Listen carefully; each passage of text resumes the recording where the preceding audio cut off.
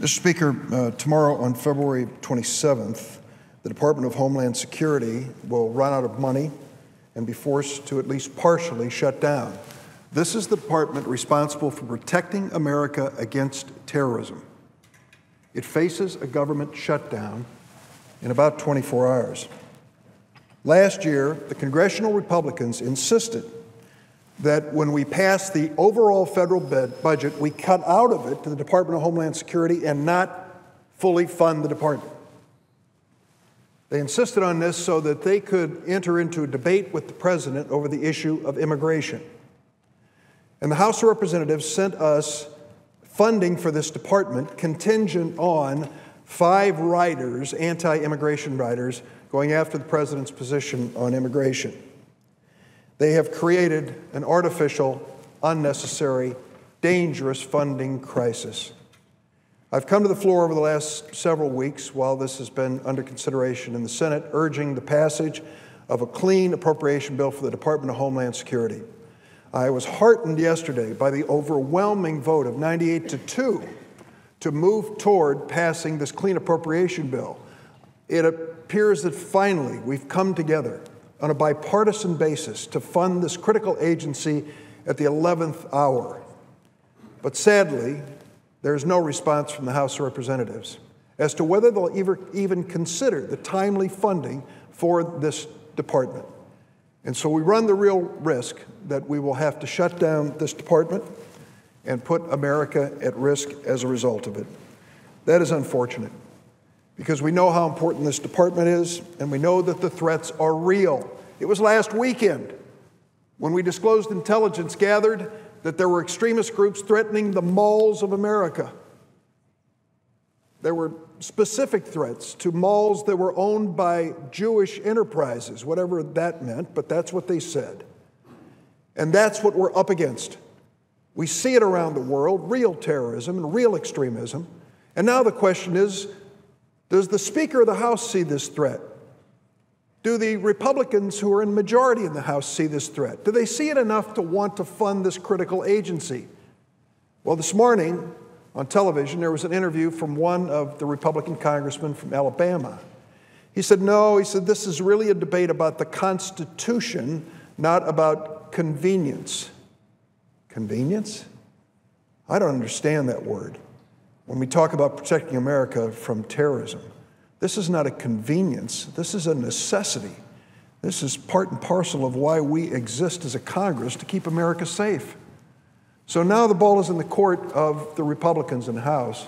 I think we'll pass a clean bill here, and I think it'll be overwhelmingly positive and bipartisan.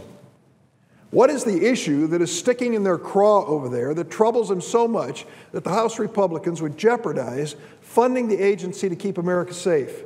It is the issue of immigration, particularly executive orders issued by the president. And one particular part of them just absolutely gnaws at them as they think about the possibility that the president's order of 2012, the so-called DACA order, will be carried out in the future. What is that order? It's an order which said if you were brought to the United States as a child, an infant, a toddler, a small child, undocumented, and you went to school in this country and you have no criminal record, we're going to give you a chance to stay here, not be subject to deportation. You can go to school here, you can work here, and you're protected by the president's executive order, so-called DACA. The Republicans in the House hate this idea like the devil hates holy water.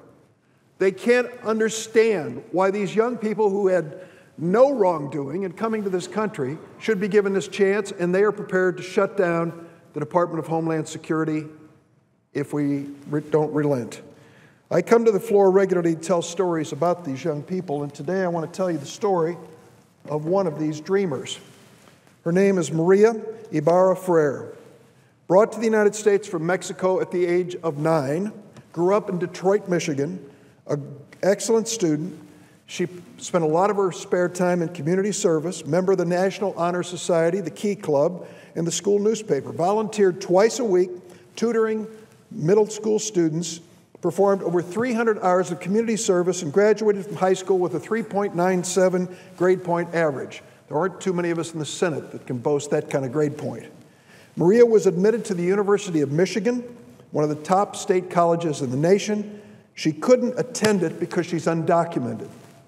Instead, she entered the University of Detroit Mercy, a private Catholic school. At Detroit Mercy, she was elected vice president of the Student Senate. She also helped found the campus kitchen, taking leftover meals from the school cafeteria and delivering them to seniors who had difficulty staying in the homes.